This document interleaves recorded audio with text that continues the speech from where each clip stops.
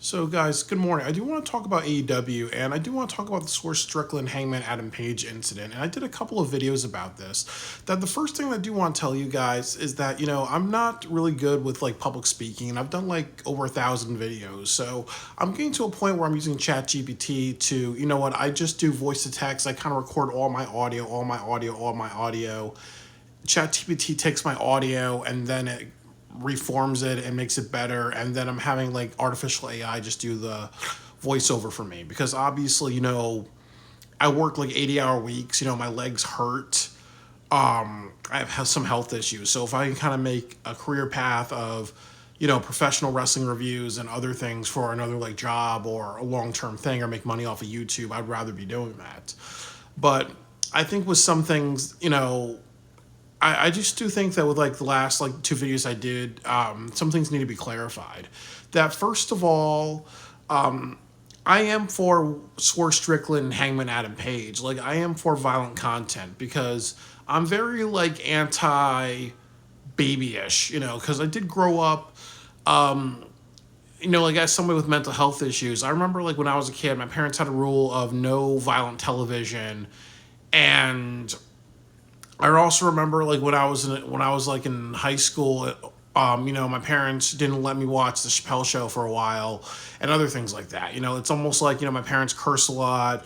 I watch the news and other violent things, but then they're kind of like, okay, you can't handle it, you can't handle it. Even though I kind of had more, probably just like I've been in a lot of life experience situations. I remember like one time my dad was like, flipped out at me for watching Family Guy. And it's almost like my older brother couldn't get the jokes, but I got the jokes. But he was like, no, it's TV 14. So, you can't watch, even though you know what's going on. He doesn't know what's going on, and he's a little bit older. So, there's always kind of been situations where, where in my life I've been like more, I've been exposed to a lot of adult material. And I think that that's important for life, because if not, you're teaching your kid that the world's nothing but ice cream and ponies and rainbows, and the world's just nothing but smiles. I did grow up with a lot of like shit happening to me, like domestic violence, ableism, racism, some child abuse, exposed to sexually inappropriate things, growing up, and a lot of things. So I just believe that life needs to be real. Life should not be sugar coated. So that's why when I see a match like this, I'm all for it, because I'm for freedom of speech, but I'm also for teaching the thing that I've always learned in my life, which is life is real. Life is like an X-rated movie. Like you take out your dick and you pee, or you pull down your pants and you pee from your vagina. That's your life is automatically X-rated in that sense, really. But life is X-rated. You know, um, so I think that that's reality, and reality is real and sad and painful, and there's a lot of different things going on in this world.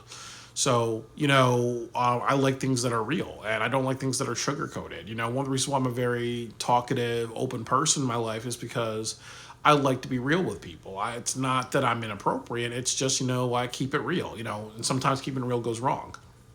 But with the match, I will say this: that I am okay with the violence that happened. I don't think that the needle was good storytelling, because I don't think that it had a backstory. But I understand the argument of saying that these are just two really violent people, and they're also, as somebody said, that they've been bragging about how violent that they are, really. So obviously putting a needle through somebody's cheek, it's a transcendent level of violence, because you don't see that on anything but the indie scenes. You see that in Combat Zone Wrestling. So while I may say, yeah, okay, there's no backstory, unless you had something where it was a match between MJF and Adam Cole, and then he has that hypodermic needle because his wife is Dr. Britt Baker. That makes sense, really.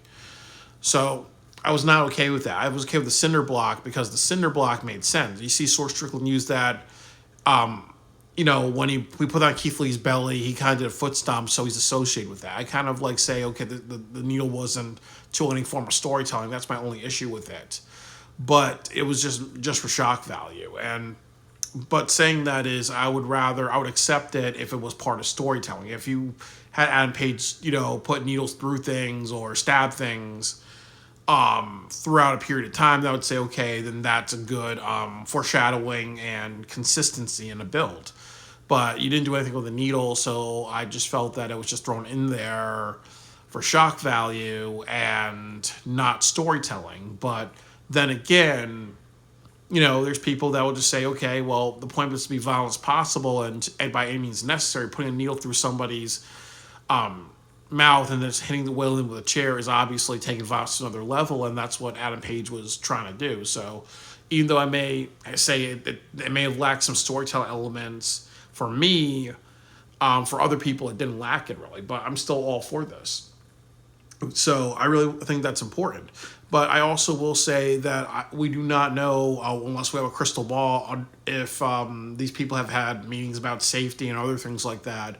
And I'm very, very sure that they did. And they've also been, Adam, I think Score Strickland, yes, he was in Combat Zone Wrestling, along with MJF and a few other people. So I really, really think that there were a lot of conversations about safety and how to do things safely. Like, that's my logical guess, really. These weren't, like, two people. Like, this wasn't Joey Janela on the independent scene, like, having a rag over his foot and then laying on fire and kicking somebody. This was, I think everything was kind of thought out, really, just to make sure that it was done safely, and I mean it looked more dangerous than it was.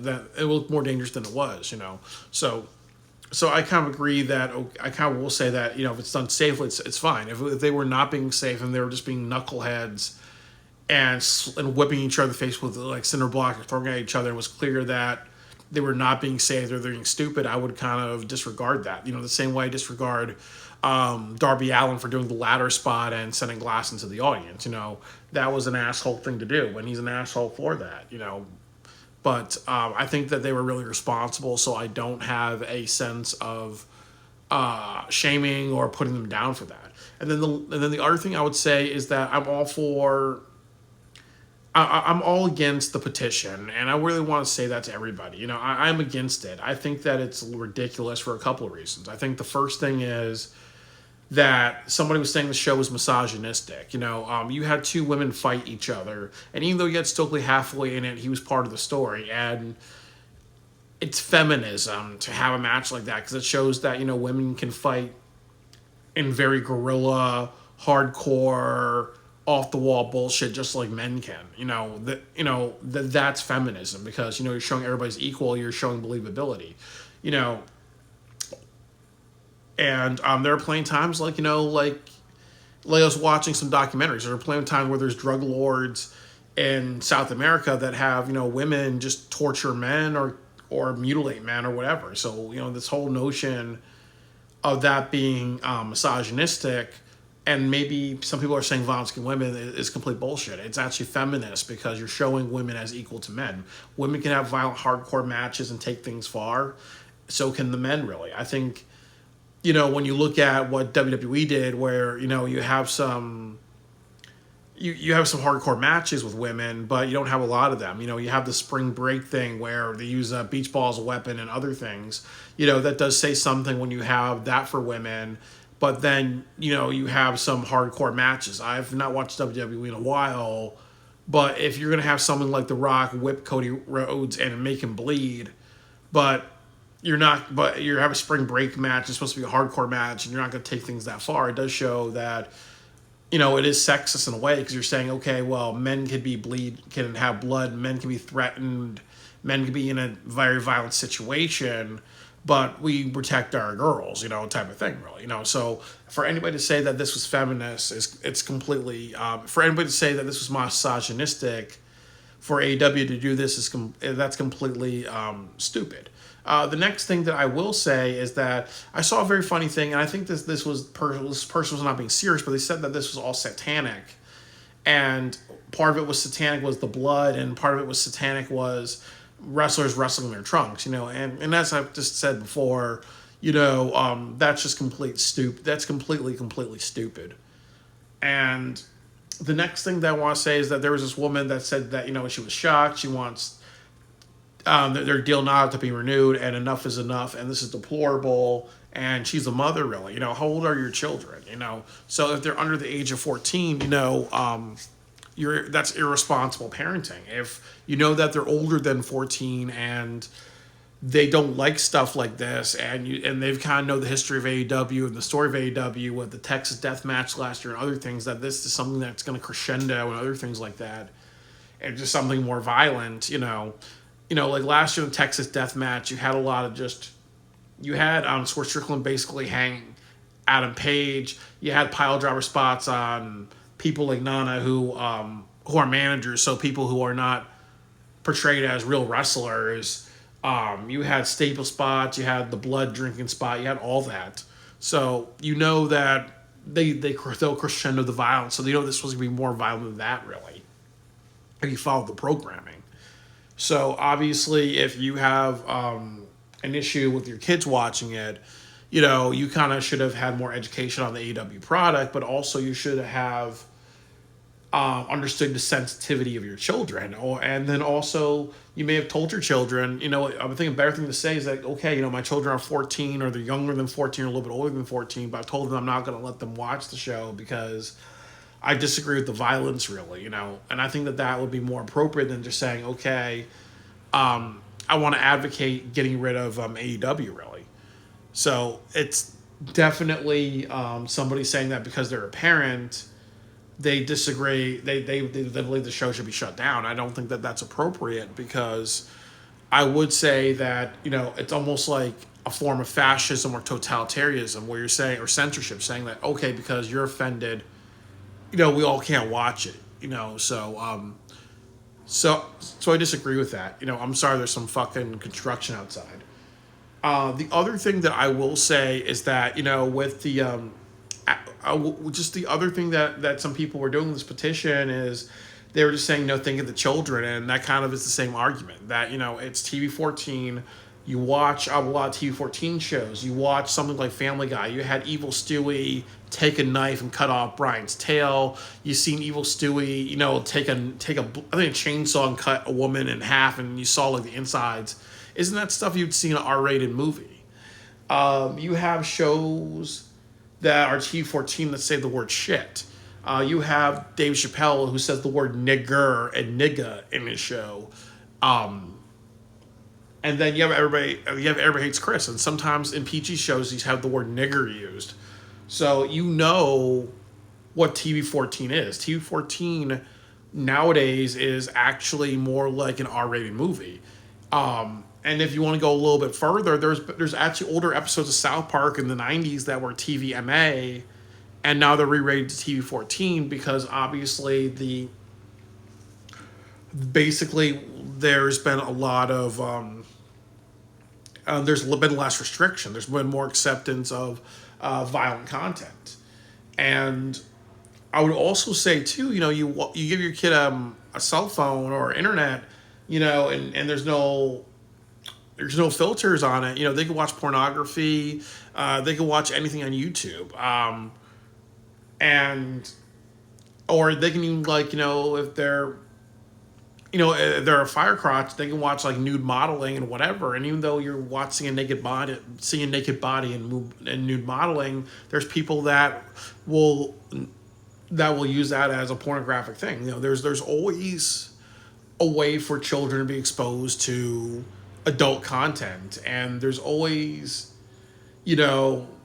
bad parenting and parenting where people just get mad and then they actually just will say, okay, well, this thing needs to be banned altogether, really. TV-14 is TV-14, and there's a lot of education on what TV-14 is. Obviously what I've seen in Family Guy is way more violent than what I've seen with Swerve and Adam Page, really. And there's a lot of people who watch Family Guy. I think there's even a disturbing study that says, it's a popular show among the ages of 2 all the way to people who are middle-aged, Family Guy. So it's definitely unfortunate that people just want to ban AEW or say, okay, think of the children, and that's a main argument, because that's not appropriate. I mean, that's just, that's really a double standard. It reminds me of the episode of Marge Simpson versus Itchy and Scratchy, where she has a problem with Itchy and Scratchy for being very, very violent, but when she's told to protest the statue of David, and because the statue of David has his penis and butt exposed to show the male form, people are upset with nudity and they find that sexual, and she doesn't find it sexual, then she kind of learns the lesson that sometimes it's not good to fight for certain causes because there's a point where you end up being a hypocrite, and then and deep down her issue was that she didn't like Itchy and Scratchy for being for being a senseless cartoon, but she has no problem with art being just being being art, being just showing nudity. And then the other thing too is you look at what happened in the episode. She was mad because Maggie was doing like the stabbing thing to Homer Simpson, and that's her main thing really, But what would happen if Maggie saw the statue of David and Maggie took off all of her clothes? Would she have a thing about the statue of David, or not really, So I just think that it's always an interesting argument when people watch something they don't like and they just want to cancel it or say think of the children really. And then also it's like what I've said, that you look at, a lot of parents watch the news around their kids, you hear stories of rape, you see school shootings, you see the Abu Ghraib footage that they had a long time ago. Today's September 11th. You're watching a plane go into buildings. They're going to be showing that on television. That's a mass killing. Isn't that isn't that more violent than Swerve Strickland versus Adam Page? You have Donald Trump say grab him by the pussy. They bleep it out, but that adult sexual talk is on the news. So if you have a problem with Adam Page and Swerve Strickland and you have that argument of, let's please think of the children, it's hypocritical because there's already so much exposure out there and you guys are doing nothing about it. Like, honestly, the news should have a rating system. It should be rated TV-14 or TVMA, but they don't do that. And then they'll justify and say, okay, well, it's educational or it's public right to know of all ages, so we can't give it a TV rating. But that's just how I feel about it. I just think that that's a stupid argument. And I think that obviously, as I said before, and I'll say it again, that the big thing about AEW that they have to do now is what's their aftermath? Are they going to have Adam Page disappear for a couple of months and this momentum die down? How are they going to follow up with Adam Page? And that's what they need to do. John Moxley, number 2, they have to follow up. Chris Statlander and Will Nightingale, number 3. They have to follow up on all those three things. Keep the storytelling momentum going. And if not, they're just it's as I said, it's ultimately just taking out the wine, the old wine from the 1700s, having a bottle, and then just putting it on the shelf for like another 2 or 3 generations after. Or as I said, like you're just not taking you did something great, but you're putting it on the back burner, and they can't do that. They have to follow up, and I hope that they do this with the Dynamite show tonight and then the Collision show. They really have to kind of ride this momentum. And my concern with AEW is that I don't think that they will do that, because even if I'm looking at the match card, I see Sammy Guevara versus Ricochet and other things like that. I think I might be wrong, but they're having conversation with John Moxley. I'm not sure about Adam Page, but I think that they are really. But if they're not doing those things, then fuck them for that. What about Chris Statlander and Will Nightingale are going to follow that up really? So they need to follow up and transition these things into stories and epilogues. What's next for Will Nightingale? What's next for Chris Statlander? What's next for Adam Page? What's next for John Moxley and everybody like that really? So there has to be a follow up. Like you told a story through these matches. They've grabbed attention. What more are you going to do with it, or are you going to shit the bed on it? So, it's definitely, as I said, like with the matches and with the show and everything like that, it was phenomenal. They did a great job. I advocate free speech. I advocate them to have these types of matches, but as long as there's an appropriate story with them. I do not want to see it. I don't want to see something like what I've seen last year where every single time MJF had a championship match, he was going through a table, because that becomes repetitive. I do not like what they do in AEW where they suspend the where it's a match and then they suspend the 10 count so they can fight in the crowd really. Like you don't do that where it's gratuitous. I'm gonna have to say this for something special and for a moment that makes sense really. So yeah, that's all I gotta say about it. I just really am against anybody saying that AEW should be banned. I'm against anybody that makes an argument of think for the children, and I'm also, you know, supportive of what they've done. Really, even though I think that the Neil thing was not good storytelling because it's not associated with these characters, but there's the counter argument of if you want to be violent as possible, what's more violent than piercing somebody's cheeks with a needle? So, it is what it is really. But I'm more on the side of AEW. And like I've said before, and I'll say it again, and the most important thing is that if the ratings go up because of this and there's more fan interest, keep going down this direction. If it was a failure and people are not watching and they lose sponsorships, then it should kind of tell you don't go in this direction.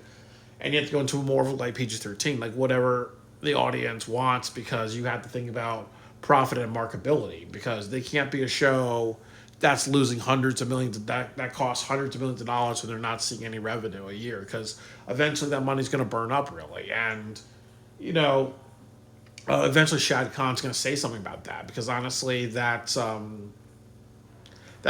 good look for anybody. Look at what happened to Dixie Carter with her parents. Like eventually parents said, okay, we can't be putting money in a company if it's not turning a profit really. It's this is a company, not a vanity project. So we'll see what happens. And if you like AEW, you want to see more shit, watch the fucking show. Watch the show, share the show, get people involved, like help it be big. And if you don't like what you saw, then just boycott the show and then just don't watch. But the reason why I say that is because we have freedom of speech. You either boycott it or you advocate and support it. Like, do both, because do what you feel is right for you, or do nothing at all, because nothing is also a form of a reaction. So it is a form of free speech and protest. But I advocate the free speech of what they chose to do in the match and their matches and during All Out, and I also respect the free speech of everybody who has something to say about this. But importantly, I'll use my free speech and say that I disagree with all the criticism against this and the idea to ban AEW, and I'll use my free speech to say that I'm all for the violence that they have and my right to protest against people saying that they should be off TV, because that's completely asinine.